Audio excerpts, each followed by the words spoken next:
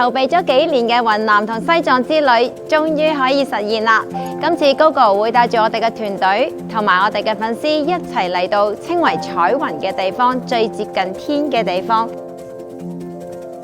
首先嚟到雲南呢個第一步，我哋梗係要由雲南嘅政府同埋佢哋嘅旅發局嘅人員帶我哋嘅團隊周圍採納一啲喺海拔高山上面種植嘅一啲植物啊，同埋我哋嘅中草藥嘅成分嘅一啲中成藥啦。因為呢一啲咁高濃度嘅一個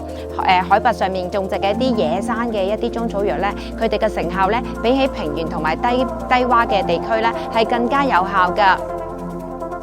咁而我哋今日俾大家嘅一啲產品咧，全部都係嚟自央企啦，同埋國企專供俾一啲國家領導人，甚至係外國嘅一啲來賓嘅一啲重要嘅一啲食材同埋藥材嚟㗎，大家萬勿錯過啦！